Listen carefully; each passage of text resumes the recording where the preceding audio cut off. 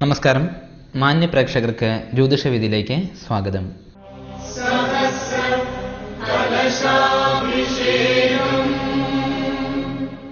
ജ്യോതിഷവിധിയിലെ ആദ്യഘട്ടമായ വാരഫലത്തിലേക്ക് നമുക്ക് കിടക്കാം. മേടം രാശി. അശ്വതിയും ഭരണിയും കാർത്തിക നക്ഷത്രത്തിന്റെ ആദ്യ കാൽഭാഗവും ഉൾച്ചേർന്നിരിക്കുന്നതായ മേടം രാശിക്കാർക്ക് ഈ വാരം കുടുംബപരമായി ഗുണപ്രദം. തൊഴിൽപരമായി നിരവധി ക്ലേശങ്ങൾ അനുഭവപ്പെടുമെങ്കിലും കുടുംബത്തിൽ നിന്ന് പിന്തുണ ലഭിക്കും. സാമ്പത്തികമായുള്ള കഷ്ടത വാരാന്ത്യത്തോടുകൂടി മാറിക്കിട്ടും. യാത്രാക്ലേശം, വീഴ്ചകൾ എന്നിവയ്ക്കും യോഗമുണ്ട്. അനാവശ്യമായ ഭയവും ഉത്കണ്ഠയും ഒഴിവാക്കുവാൻ പ്രത്യേകം ശ്രദ്ധിക്കണം. ദോഷപരിഹാരാർത്ഥമായി ഭഗവതിങ്കൽ ലളിതാ സഹസ്രനാമ അർച്ചന വഴിപാട് നടത്തി പ്രാർത്ഥിച്ചു വരുന്നത് ഗുണം ചെയ്യും. ഇടവം രാശി. കാർത്തിക നക്ഷത്രത്തിന്റെ അവസാന മുക്കാൽ ഭാഗവും രോഹിണിയും മകേരം നക്ഷത്രത്തിന്റെ ആദ്യ പകുതിയും ഉൾച്ചേർന്നിരിക്കുന്നതായ ഇടവം രാശിക്കാർക്ക് ഈ വാരം തൊഴിൽപരമായി അഭിവൃദ്ധിപ്രദം. പുതിയ ചില തീരുമാനങ്ങൾ ഫലവത്താക്കുവാൻ പ്രത്യേകം ശ്രമിക്കും. സാമ്പത്തികമായി കണിശത പുലർത്തുമെങ്കിലും വാരാന്ത്യത്തോടുകൂടി സാമ്പത്തിക തടസ്സം നേരിടാം. കുടുംബജനങ്ങളുമായി വാക്തർക്കങ്ങൾ ഉടലെടുക്കാൻ ഇടയുണ്ട്. വിദ്യാർത്ഥികൾക്കും അധ്യാപന രംഗത്തുള്ളവർക്കും വലിയ ദോഷമില്ല. ദോഷപരിഹാരാർത്ഥമായി ശിവങ്കിൽ ഇളനീർധാര വഴിപാട് നടത്തി പ്രാർത്ഥിച്ചു വരുന്നത് ഗുണം ചെയ്യും. മിഥുനം രാശി. മകയിരം നക്ഷത്രത്തിന്റെ അവസാന പകുതിയും തിരുവാതിരയും പുണർദം നക്ഷത്രത്തിന്റെ ആദ്യ മുക്കാൽ ഭാഗവും ഉൾച്ചേർന്നിരിക്കുന്നതായ മിഥുനം രാശിക്കാർക്ക് ഈ വാരം കർമ്മമേഖലയിൽ ഭാഗ്യപുഷ്ടി ഉണ്ടാകും. ഉയർന്ന വ്യക്തികളുമായി സമ്പർക്കവും പൊതുജന സമ്മതിയും പ്രതീക്ഷിക്കാം. കുടുംബപരമായ വിഷമതകൾക്ക് പരിഹാരം കണ്ടെത്താൻ ശ്രമിക്കുമെങ്കിൽ കൂടി മനോദുഃഖങ്ങൾക്ക് കുറവുണ്ടാകില്ല. പിതൃജനാദികൾക്കും ദോഷപ്രദമാണ്. വിദ്യാഭ്യാസപരമായും പലവിധ തടസ്സങ്ങളും അനുഭവമാകും. ദോഷപരിഹാരാർത്ഥമായി ശാസ്താവിങ്കൽ നീരാജനം വഴിപാട് നടത്തി പ്രാർത്ഥിച്ചു വരുന്നത് ഗുണം ചെയ്യും.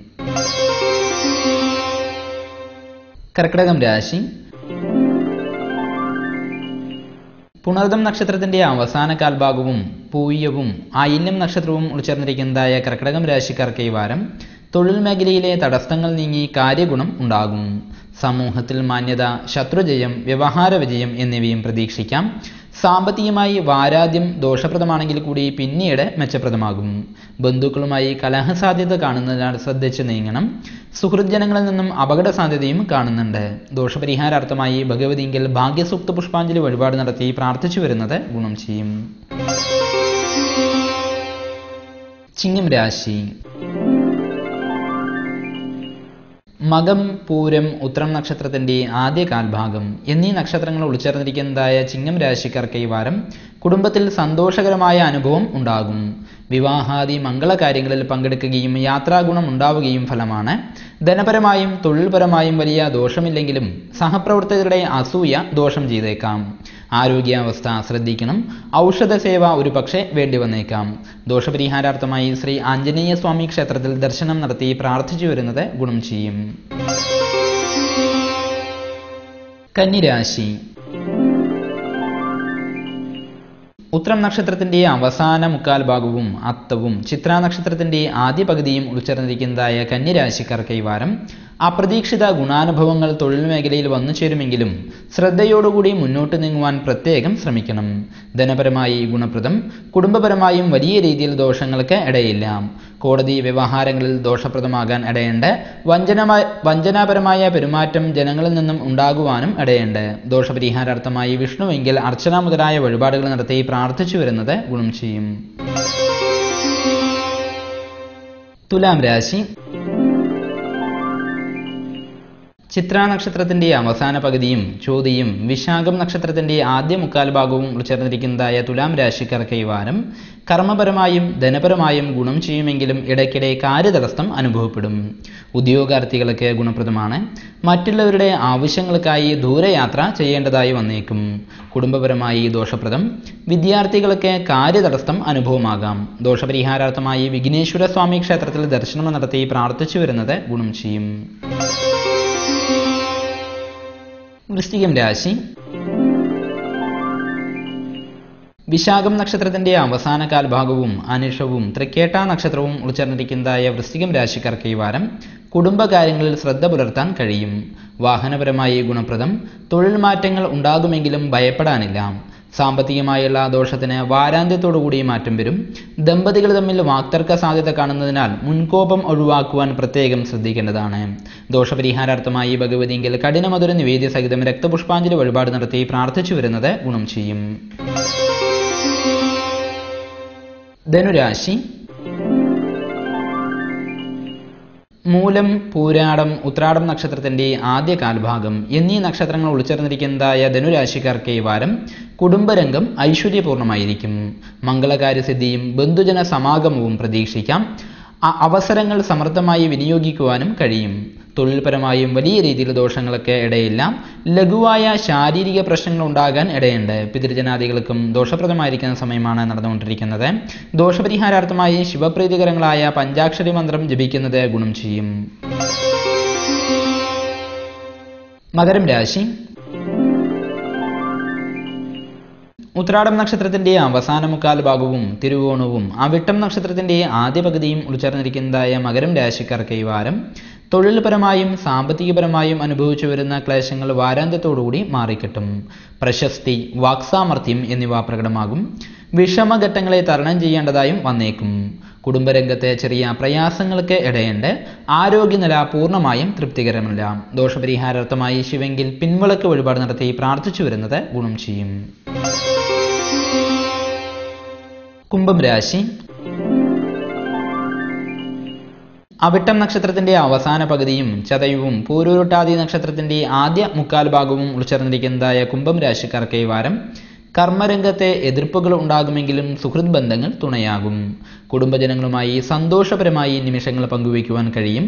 കാര്യങ്ങൾ ചെയ്യുമ്പോൾ ശ്രദ്ധ പുലർത്തേണ്ടത് അത്യാവശ്യമാണ്. ദാമ്പത്യക്ലേശം, യാത്രാക്ലേശം എന്നിവയും ഉണ്ടാകും. പോലീസ് സൈനിക രംഗത്തുള്ളവർക്കും ചികിത്സാ രംഗത്തുള്ളവർക്കും ദോഷപ്രദമായിരിക്കുന്ന സമയമാണ് നടന്നുകൊണ്ടിരിക്കുന്നത്. ദോഷപരിഹാരാർത്ഥമായി ശാസ്താവെങ്കിൽ എള്ളുകിഴി വഴിപാട് നടത്തി പ്രാർത്ഥിച്ചു വരുന്നത് ഗുണം ചെയ്യും. മീനം രാശി. പൂരുരുട്ടാതി നക്ഷത്രത്തിന്റെ അവസാന കാൽഭാഗവും ഉത്രട്ടാതിയും രേവതി നക്ഷത്രവും ഉൾച്ചേർന്നിരിക്കുന്നതായ മീനം രാശിക്കാർക്ക് ഈ വാരം വലിയ ഗുണപ്രദമല്ലാത്ത സമയമാണെങ്കിലും ധൈര്യത്തോടുകൂടി പ്രതിസന്ധി ഘട്ടങ്ങളെ തരണം ചെയ്യാൻ കഴിയും. സാമ്പത്തികമായി ഗുണം ചെയ്യും. കർമ്മരംഗത്തെ പ്രവൃത്തികൾ ഉത്സാഹപൂർവ്വം ചെയ്തു തീർക്കുവാൻ കഴിയും. കുടുംബപരമായും വലിയ ദോഷങ്ങൾക്ക് ഇടയില്ല. ബാധ്യതകൾ ഉണ്ടാകാതെ പ്രത്യേകം ശ്രദ്ധിക്കണം. ദോഷപരിഹാരാർത്ഥമായി ശ്രീകൃഷ്ണ ക്ഷേത്രത്തിൽ തുളസിമാല വഴിപാട് നടത്തി പ്രാർത്ഥിച്ചു വരുന്നത് ഗുണം ചെയ്യും.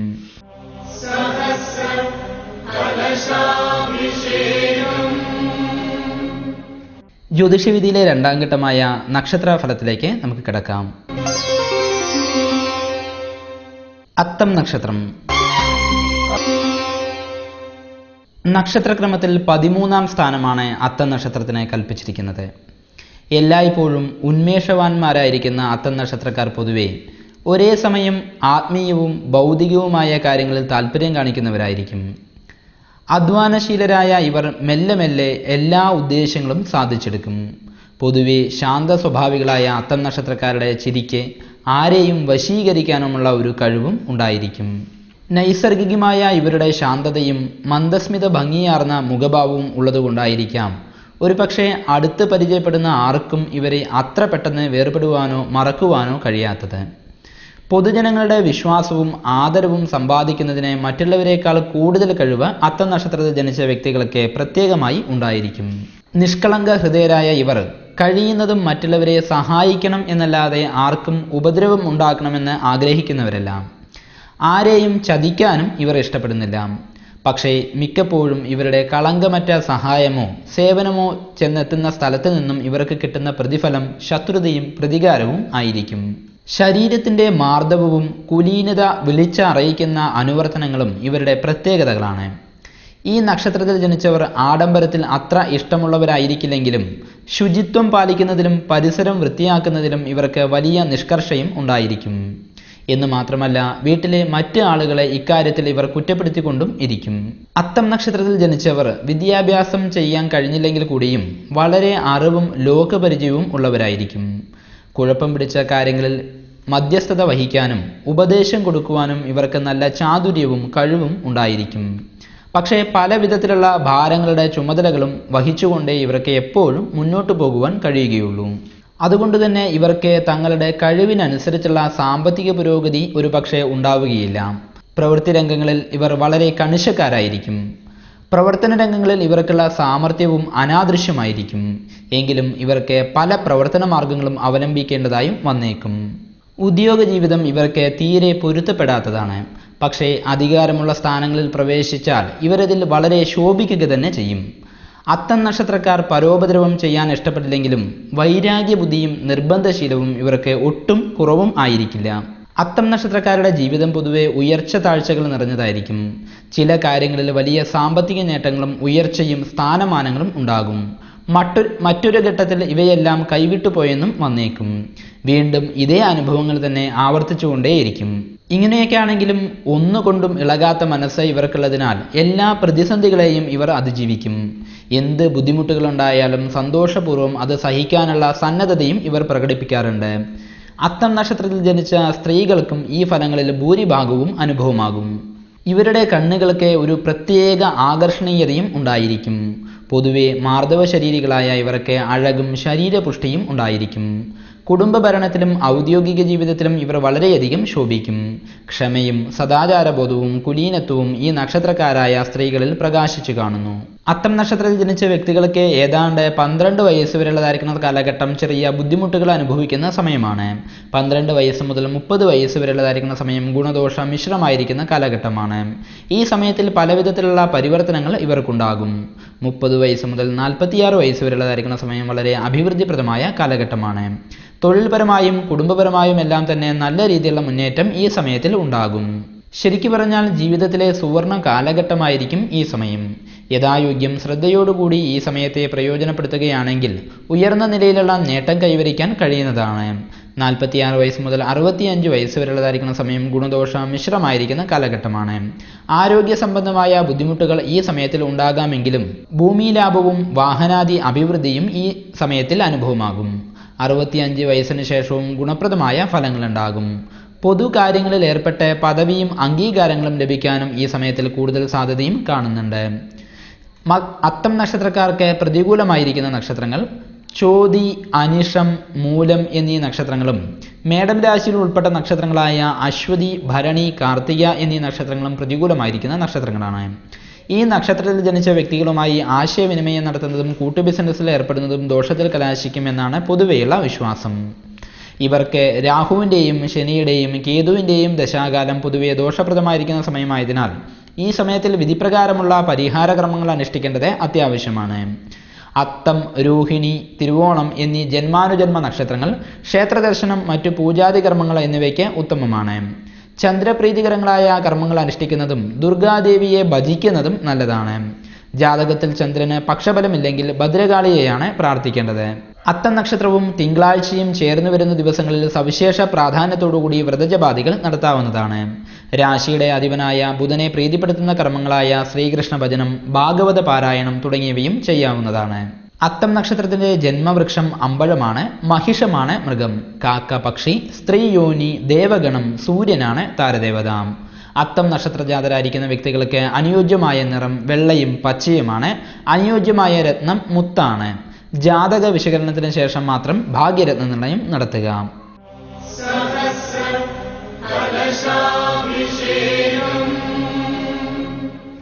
ജ്യോതിഷവിധിയിലെ 3-ാം ഘട്ടമായ കത്തുകളിലേക്ക് നമുക്ക് കിടക്കാം. ഈ ആഴ്ച കാച്ചാംകുറിശ്ശിയിൽ നിന്നുമാണ് നമ്മൾക്ക് എഴുത്ത് വന്നിരിക്കുന്നത്. ജ്യോതിഷവീതി എന്ന പ്രോഗ്രാം എന്നും കാണുന്നവരാണ് ഞങ്ങൾ. ഇതിൽ പറയുന്ന കാര്യങ്ങളെല്ലാം ഞങ്ങൾക്ക് ഏകദേശം അനുഭവമായിട്ടുണ്ട്. 24/6/2011 രാത്രി 11:38 ഞങ്ങൾക്ക് ഒരു മോൻ ജനിച്ചു. ജനന സമയത്തെ രാശിഫലങ്ങൾ അറിയുവാൻ ആഗ്രഹമുണ്ട്. പ്രധാനമായും എൻ്റെ ഏട്ടൻ്റെ വിവാഹ കാര്യത്തെക്കുറിച്ച് അറിയാൻ താല്പര്യമുണ്ട്. 10/5/1977 അവിട്ടം നക്ഷത്രം. ഏട്ടൻ്റെ വിവാഹം എപ്പോൾ നടക്കും? ഏതു ഭാഗത്തു നിന്നുമായിരിക്കും വിവാഹം വരുന്നത്? വീട് കെട്ടാനുള്ള ഭാഗ്യമുണ്ടോ? ഇതോടൊപ്പം ഒരു കുറിപ്പ് വയ്ക്കാം. ഇതേ പരിഗണിച്ച് മറുപടി പറയാമെന്ന പ്രതീക്ഷയോടെ. വിവാഹത്തിന് എന്തെങ്കിലും തടസ്സങ്ങളുണ്ടെങ്കിൽ അതിനുള്ള പരിഹാരങ്ങളും പറയണം. എൻ്റെ വലിയ ചേച്ചിക്ക് ഒരു മകനാണ്. അവനെക്കുറിച്ച് അവർക്ക് ഒരുപാട് പ്രതീക്ഷകളുണ്ട്. പഠിക്കാൻ ഭയങ്കര മടിയാണ്. ഇപ്പോൾ ഡിഗ്രി ഫൈനൽ ഇയറിന് പഠിക്കുന്നു. ബാങ്ക് ടെസ്റ്റ് എഴുതാനുള്ള ശ്രമത്തിലാണ്. അതിൽ വിജയിച്ച് ജോലി നേടുവാൻ കഴിയുമോ എന്നുള്ളതാണ് ചോദിച്ചിരിക്കുന്നത്. 21/7/1992 4:20 PM രേവതി നക്ഷത്രത്തിലാണ് ജനനം. ഇത് മറ്റൊരു ചേച്ചിയുടെ മകനാണ് വിഷ്ണു. 4ാം ക്ലാസ്സിൽ പഠിക്കുന്നു. 14/10/2002 5:03 AM ജനനം. ഉത്രാടം നക്ഷത്രം. അവൻ്റെ നക്ഷത്രപ്രകാരം അച്ഛനും അമ്മയ്ക്കും നല്ലതാണോ? വീട് വയ്ക്കാനുള്ള യോഗമുണ്ടോ? ദയവായി ഈ കത്ത് പരിഗണിച്ച് മറുപടി പറയുമെന്നുള്ള പ്രതീക്ഷയോടുകൂടി അനുവാണ് നമ്മൾക്ക് എഴുതിയിരിക്കുന്നത്. ഇതിൽ ആദ്യത്തെ മോൻ ജനിച്ചു എന്നുള്ളത് പറഞ്ഞു. പ്രധാനമായിട്ടും 2011 ജനനം സംഭവിച്ചിരിക്കുന്നത്. രേവതി നക്ഷത്രത്തിൽ ജനിച്ചു. അതിൻ്റെ രാശിയും കുറുമെല്ലാം തന്നെ അറിയണം എന്നുള്ളതാണ് ചോദിച്ചിരിക്കുന്നത്. 2011 ജൂൺ മാസം 24-ാം തീയതി രേവതി നക്ഷത്രം 2ാം പാദത്തിലാണ് ജനനം സംഭവിച്ചിരിക്കുന്നത്. വെള്ളിയാഴ്ചയാണ് ജനിച്ചിരിക്കുന്നത്. കുഴപ്പമില്ല, നല്ല ഭാഗ്യമുള്ളതായിരിക്കുന്ന ജാതകം തന്നെയായിട്ടാണ് പറഞ്ഞിരിക്കുന്നത്. മീനം രാശിയാണ് കൂറ് വരിക. മീനം രാശി കുംഭരാശിയാണ് ലഗ്നമായിട്ട് വന്നിരിക്കുന്നത്. സൂര്യനും ബുധനും നിപുണ യോഗമുള്ളതായിരിക്കുന്ന ജാതകമാണ്. പഞ്ചമഹാപുരുഷ യോഗങ്ങളിൽ 2 ഭാഗ്യയോഗമായിരിക്കുന്ന മാളവ്യ എന്നും ഭദ്ര എന്നുമുള്ളതായിരിക്കുന്ന 2 മഹാഭാഗ്യ യോഗങ്ങൾ ജാതക പ്രകാരം പറയുന്നുണ്ട്. ഒപ്പം തന്നെ സുനഭ എന്നുള്ളൊരു യോഗവും ശുഭവാസി എന്നുള്ളതായിരിക്കുന്ന യോഗവും സുശുഭ യോഗവും എല്ലാം തന്നെ ഉള്ളതായിരിക്കുന്ന ജാതകമാണ്. ധനലാഭം എന്നുള്ള മറ്റൊരു യോഗം വിശേഷ യോഗം പറയുന്നുണ്ട്.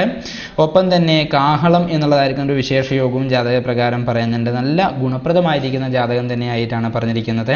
പഞ്ചമഹാപുരുഷ യോഗങ്ങളിൽ ഏറ്റവും വിശേഷപ്പെട്ടതായിരിക്കുന്ന 5 യോഗങ്ങളാണ്. അതിൽ ഒരു യോഗം കിട്ടിയാൽ തന്നെ മഹാഭാഗ്യമാണ്. അങ്ങനെയുള്ള മഹാഭാഗ്യ യോഗത്തിൽ 2 യോഗം മകന് പ്രധാനമായിട്ടും പറഞ്ഞിട്ടുണ്ട്. അതുമാത്രമല്ല, ഇതിൽ കാഹളയോഗത്തിൽ ജനിച്ചു കഴിഞ്ഞാൽ വിനയ സമ്പന്നോ രൂപവാൻ വിജിതേന്ദ്രിയ എന്നാ പറയുക. എന്ന് വെച്ചാൽ വിദ്യയാലും വിനയത്താലും അനുഗ്രഹീതനായിരിക്കുന്ന വ്യക്തിയായിരിക്കണമെന്നും കാഴ്ചയ്ക്ക് ഭംഗി ഉണ്ടാകണമെന്നും ഇന്ദ്രിയങ്ങളെ ജയിച്ച വ്യക്തിയാകണമെന്നും ആജ്ഞാപരോ മഹാഭോഗി യോഗേസ്യാൽ കാഹളേനരഹ എന്നാ പറയുക. ആജ്ഞാശക്തി സ്ഫുരിക്കുന്ന വാക്കുകളോടുകൂടിയിട്ടിരിക്കണം എന്നുള്ളതാണ് പ്രധാനമായിട്ടും കാഹളയോഗ ഫലം.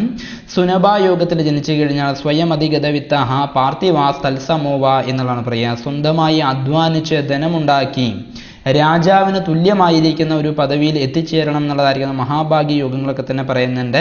നല്ല വിദ്യായോഗവും ജാതകപ്രകാരം പ്രധാനമായിട്ടും പറയുന്നുണ്ട്. എന്തായാലും രേവതി നക്ഷത്രം ദോഷമായിരിക്കുന്ന സമയത്തിലല്ല ജനനം പ്രധാനമായിട്ടും സംഭവിച്ചിരിക്കുന്നത്. ഏകദേശം 9 വയസ്സ് വരെയുള്ളതായിരിക്കുന്ന സമയം, 9 വയസ്സ് 3 മാസം 4 മാസം വരെയുള്ളതായിരിക്കുന്ന സമയം ബുധൻ്റെ ദശാകാലം പ്രധാനമായിട്ടും പറയുന്നുണ്ട്. 9 വയസ്സിന് ശേഷം പിന്നീട് 16 വയസ്സ് വരെ കേതുവിൻ്റെ ദശാകാലം ഉണ്ടാകും. 16 വയസ്സ് മുതൽ ഏറ്റവും നല്ല സമയമാണ് 36 വയസ്സ് വരെ ശുക്രൻ്റേതായിരിക്കുന്ന സമയമായിട്ടാണ് പറഞ്ഞിരിക്കുന്നത്. അച്ഛനും അമ്മയ്ക്കും വളരെയധികം ശ്രേയസ്സാണ് മോൻ്റെ ജാതകപ്രകാരം പ്രധാനമായിട്ടും സൂചിപ്പിച്ചിരിക്കുന്നത്. അടുത്തതായിട്ട് ശ്രീകൃഷ്ണൻ എന്ന് പറഞ്ഞവരുടെ ജാതകമാണ് വായിക്കാൻ വേണ്ടിയിട്ട് പറഞ്ഞിരിക്കുന്നത്. ജാതകപ്രകാരം പ്രധാനമായിട്ടും ജാതകം ലഗ്നാൽ 7ാം ഭാവം ശുദ്ധം, ചന്ദ്രാല് 7ൽ ശനി ജാതകപ്രകാരം നിൽക്കുന്നുണ്ട്. ഒരു ദോഷം ഉള്ളതായിരിക്കുന്ന ജാതകമായിട്ടാണ് പറഞ്ഞിരിക്കുന്നത്. ശുദ്ധ ജാതകമല്ല, ഒരു ദോഷം ഉള്ളതായിരിക്കുന്ന ജാതകമാണ്. ജാതകപ്രകാരം ഇപ്പോൾ വിവാഹത്തിനുള്ള സമയം തന്നെ ആയിട്ടാണ് പറഞ്ഞിരിക്കുന്നത്. 2011 നവംബർ മാസം 15-ാം തീയതിക്ക് ശേഷം കണ്ടകശനി കാലം വരുന്നുണ്ടെങ്കിൽ കൂടി വിവാഹത്തിന് അത് വലിയ രീതിയിൽ ദോഷമൊന്നുമായിട്ട് പ്രധാനമായിട്ടും പറയുന്നില്ല. 7ാം ഭാവാധിപൻ ബലവാനായിട്ടുള്ളതുകൊണ്ട് തന്നെ ദാരേശ്യ ബലസമ്പൂർണ്ണ എന്നുള്ളതായിരിക്കുന്ന വിധി പ്രകാരം വിവാഹം നല്ല രീതിയിലും നല്ല കുടുംബത്തിൽ നിന്നും ആകാനുള്ളതായിരിക്കുന്ന പൂർണ്ണയോഗം പ്രധാനമായിട്ടും പറയുന്നുണ്ട്. ഒപ്പം ഇപ്പോൾ വ്യാഴൻ്റെ ദശാകാലമാണ് ജാതകപ്രകാരം നടന്നുകൊണ്ടിരിക്കുന്നത്. വീട് വയ്ക്കാനുള്ളതായിരിക്കുന്ന പൂർണ്ണയോഗം ജാതകപ്രകാരം പറയുന്നുണ്ട്. കല്യാണത്തിനും 2012 മെയ്ക്ക് ശേഷമായിരിക്കും കുറച്ചുകൂടി വിവാഹത്തിന് അനുയോജ്യമായിരിക്കുന്ന സമയമായിട്ട് പറഞ്ഞിരിക്കുന്നത്. തടസ്സങ്ങൾ ഇതിൽ പ്രകാരം പ്രത്യേകിച്ച് തടസ്സങ്ങളൊന്നും പ്രധാനമായിട്ടും പറയുന്നില്ല. പക്ഷേ പ്രശ്നവശാൽ തടസ്സങ്ങളുണ്ടെങ്കിൽ അത് ഒരു ദൈവജ്ഞനെ നേരിൽ കണ്ട് പ്രശ്നം വെച്ച് നോക്കിയതിന് ശേഷം അറിയുന്നതായിരിക്കും കുറച്ചുകൂടി നല്ലത്. ഇപ്പോൾ കല്യാണത്തിനുള്ളതായിരിക്കുന്ന സമയമായിട്ടാണ് പറഞ്ഞിരിക്കുന്നത്. വീട് വയ്ക്കുവാനും ഏറ്റവും നല്ല സമയം തന്നെയായിട്ടാണ് പറഞ്ഞിരിക്കുന്നത്. പിന്നെ അടുത്തതായിട്ട് പറഞ്ഞിരിക്കുന്നത് പ്രശാന്ത് എന്നുള്ള കുട്ടീനെ കുറിച്ചിട്ടാണ് ചോദിച്ചിരിക്കുന്നത്. വിദ്യാഭ്യാസത്തിനെ കുറിച്ചിട്ടാണ് പ്രധാനമായിട്ടും ചോദിച്ചിരിക്കുന്നത്. പ്രശാന്ത് 1992 ജൂലൈ മാസം 21-ാം തീയതി 4:20 ജനനം സംഭവിച്ചിരിക്കുന്നത്. രേവതി നക്ഷത്രം 1ാം പാദത്തിലാണ് ജനിച്ചിരിക്കുന്നത്. ഇതിലും ജാതകവശാൽ വലിയ ദോഷം പ്രത്യേകമായിട്ടൊന്നും പറയേണ്ടതായിട്ട് കാണുന്നില്ല. ഇതിലും നിപുണയോഗവും കാര്യങ്ങളെല്ലാം തന്നെ പ്രധാനമായിട്ടും നിൽക്കുന്നുണ്ട്. ഒപ്പം തന്നെ നീചഭംഗ രാജയോഗവും പ്രധാനമായിട്ടുള്ളതായിരിക്കുന്ന യോഗമാണ്. ഉയർന്ന നിലയിൽ എത്തിച്ചേരുക തന്നെ ചെയ്യും. പക്ഷേ 14 വയസ്സ് വരെയുള്ളതായിരിക്കുന്ന സമയം ജാതകപ്രകാരം ബുധൻ്റെ ദശാകാലം പ്രധാനമായിട്ടും കഴിഞ്ഞു. 2007 ജൂലൈ മാസം 21-ാം തീയതിയോട് ബുധൻ്റെ ദശാകാലം കഴിഞ്ഞ ശേഷം പിന്നീട് കേതുവിൻ്റെ ദശാകാലമാണ് ഇപ്പോൾ നടന്നുകൊണ്ടിരിക്കുന്നത്. 2014 ജൂലൈ മാസം 20-ാം തീയതി വരെ കേതുവിൻ്റെ ദശാകാലമായിട്ടാണ് പറഞ്ഞിരിക്കുന്നത്. ഈ കാലഘട്ടം വളരെ മോശപ്രദമായിരിക്കുന്ന സമയമായിട്ടാണ് പറയാം. 2011 ജൂലൈ മാസം 8-ാം തീയതിക്ക് ശേഷം 2012 ജൂൺ മാസം 13-ാം തീയതി വരെ കേതുദശയിലെ വ്യാഴൻ്റെ അപഹാരമാണ്. ഈ സമയം വലിയ രീതിയിൽ ദോഷമായിട്ട് പറയുന്നില്ലെങ്കിൽ കൂടിയിട്ട് ജാതകപ്രകാരം കണ്ടകശനി കാലം നടന്നുകൊണ്ടിരിക്കുകയാണ്. വരുന്ന നവംബർ മാസം 15-ാം തീയതി കഴിഞ്ഞ് കഴിഞ്ഞാൽ കുറച്ചൊരു മാറ്റം പ്രധാനമായിട്ടും പ്രതീക്ഷിക്കാം. എന്നാലും നല്ല രീതിയിലുള്ള മാറ്റം പറഞ്ഞിരിക്കുന്നത് 2014 ജൂലൈ മാസം 20-ാം തീയതിക്ക് ശേഷമാണ് കുറച്ചുകൂടി ഗുണപ്രദമായിരിക്കുന്ന സമയം പറഞ്ഞിരിക്കുന്നത്. വിദ്യായോഗവും മറ്റുമൊക്കെ ആ സമയത്തിലാണ് പൂർണ്ണമായിട്ടും പറഞ്ഞിരിക്കുന്നത്. ബാങ്ക് ടെസ്റ്റ് എഴുതിയാലും ഈ സമയത്തിൽ കിട്ടാൻ കുറച്ച് ബുദ്ധിമുട്ടുകൾ പറയുന്നുണ്ട്. അതിന് മഹാഗണപതിയെ പ്രീതിപ്പെടുത്തുന്ന വഴിപാടുകളും മറ്റും ചെയ്യുന്നത് വളരെ നല്ല രീതിയിലുള്ള ഗുണങ്ങൾക്ക് വഴിയൊരുക്കും എന്നുള്ളതാണ്. പിന്നെ മൂന്നാമതായിട്ട് ചോദിച്ചിരിക്കുന്നത് വിഷ്ണുവിൻ്റെ ജാതകത്തിനെ കുറിച്ചിട്ടാണ് പ്രധാനമായിട്ടും പറഞ്ഞിരിക്കുന്നത്. 4-ാം ക്ലാസ്സിൽ പഠിക്കുന്ന വിഷ്ണുവിൻ്റെ 2002 ഒക്ടോബർ മാസം 14-ലാണ് ജനനം. ഉത്രാടം നക്ഷത്രത്തിലാണ് ജനിച്ചിരിക്കുന്നത്. ജാതകം കന്നി ലഗ്നമാണ്. ലഗ്നത്തിൽ സൂര്യനും ബുധനും ചൊവ്വയും എന്നുള്ളതാണ്. അപ്പോൾ ബുധൻ പ്രധാനമായിട്ടും സ്വക്ഷേത്രാധിപനും ഉച്ചസ്ഥനമായിരിക്കുന്ന ബുധൻ സൂര്യനോടൊപ്പം ചേർന്ന് നിപുണ യോഗപ്രദമായിട്ടാണ് നിൽക്കുന്നത്. ജാതകപ്രകാരം ഗജകേസരി യോഗമുള്ള ജാതകമാണ്. ഹംസയോഗം, ഭദ്രയോഗം, മാളവ്യയോഗം മുതലായുള്ള പ്രഗത്ഭ യോഗങ്ങൾ, അനേക യോഗങ്ങളുള്ളതായിരിക്കുന്ന ജാതകമായിട്ടാണ് പറഞ്ഞിരിക്കുന്നത്. ഇതിൽ അച്ഛനും അമ്മയ്ക്കും വളരെ മെച്ചം തന്നെയായിട്ടാണ് പറയുക. ജനനശേഷം 1 വയസ്സും 11 മാസവും 11 ദിവസം വരെ സൂര്യൻ്റേതായിരിക്കുന്ന ദശാകാലം ഉണ്ടായിരുന്നു. സൂര്യൻ്റെ ദശാകാലം കുറച്ചൊരു ബാലാരിഷ്ടപ്രദമായിരിക്കുന്ന സമയമായിരുന്നു.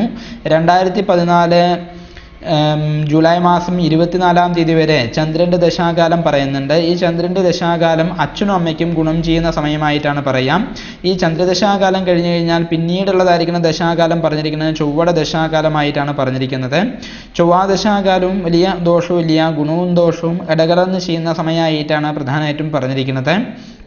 അതിനുശേഷം വരുന്ന രാഹുവിൻ്റെ ദശാകാലമായിരിക്കും ഇദ്ദേഹത്തിന് ജോലിപരമായിരിക്കുന്ന കാര്യങ്ങൾക്കും മറ്റുമെല്ലാം തന്നെ ഗുണം ചെയ്യുന്ന സമയമായിട്ട് സൂചിപ്പിച്ചിരിക്കുന്നത്. ഇപ്പോൾ വലിയ ദോഷപ്രദമായിരിക്കുന്ന അവസ്ഥകളൊന്നും തന്നെ പ്രത്യേകിച്ച് പ്രധാനമായിട്ടും പറയുന്നില്ല.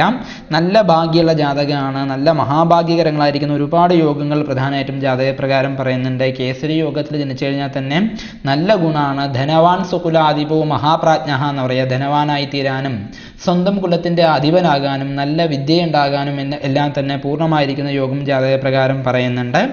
ഭയപ്പെടേണ്ടതായിരിക്കുന്ന ആവശ്യകത ഒന്നും തന്നെ പ്രത്യേകമായിട്ട് പറയുന്നില്ല. ഉത്രാടം നക്ഷത്രത്തിൻ്റെ മകരം രാശിയിലാണ് പ്രധാനമായിട്ടും രാശിയായിട്ട് കണക്കാക്കുന്നത്. നക്ഷത്രപ്രകാരം അച്ഛനും അമ്മയ്ക്കും നല്ലത് തന്നെയാണ്. അവരുടെ വീട് വയ്ക്കാനുള്ള യോഗവും ജാതകപ്രകാരം കുട്ടിയുടെ ജാതകപ്രകാരം പറയുന്നുണ്ട്. അച്ഛനും അമ്മയ്ക്കും നല്ല രീതിയിലുള്ള ഗുണാനുഭവങ്ങൾ പറയുന്നുണ്ട്.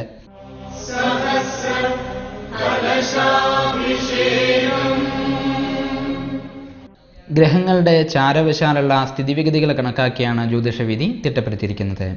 ഓരോരുത്തരുടെയും ജനനസമയം അനുസരിച്ച് ഇതിൽ പറഞ്ഞിരിക്കുന്നതായ കാര്യങ്ങളിൽ ഏറ്റക്കുറച്ചിലുകൾ വന്നേക്കാം. നിങ്ങളുടെ യഥാർത്ഥ രീതിയിലുള്ള ഫലം അറിയുന്നതിന് ഒരു ദൈവജ്ഞനെ നേരിൽ സമീപിക്കുക. ജ്യോതിഷവിധിയെക്കുറിച്ചുള്ള നിങ്ങളുടെ അഭിപ്രായങ്ങളും നിർദ്ദേശങ്ങളും കത്തുകളും ഞങ്ങളെ എഴുതി അറിയിക്കേണ്ടതായ വിലാസം the producer UTV Aditya IN Manangode Nenmara. ജ്യോതിഷ സംബന്ധമായ നിങ്ങളുടെ സംശയങ്ങൾക്കും ആവശ്യങ്ങൾക്കും നേരിൽ ബന്ധപ്പെടേണ്ടതായ വിലാസം പാടൂർ ജ്യോത്സ്യൻ KP ശ്രീവാസ്തവ് SBT ബാങ്കിന് സമീപം ആലത്തൂർ. Phone number 9447320192. ഈ ആഴ്ചയിലെ ജ്യോതിഷവിധി ഇവിടെ സമാപിക്കുന്നു. ചിത്രാ നക്ഷത്രത്തിൻ്റെ വിശേഷ ഫലങ്ങളുമായി അടുത്ത ആഴ്ച വീണ്ടും കാണാം. നന്ദി, നമസ്കാരം. നാസ്തി മാതൃസമാചായ നാസ്തി മാതൃസമാഗതി നാസ്തി മാതൃസമം ത്രാണം നാസ്തി മാതൃസമാപ്രിയ. അമ്മയെപ്പോലെ ഒരു തണലോ, അമ്മയെപ്പോലെ ഒരു ആശ്രയമോ, അമ്മയെപ്പോലെ ഒരു രക്ഷയോ, അമ്മയെപ്പോലെ ഒരു പ്രിയയോ ഇല്ല.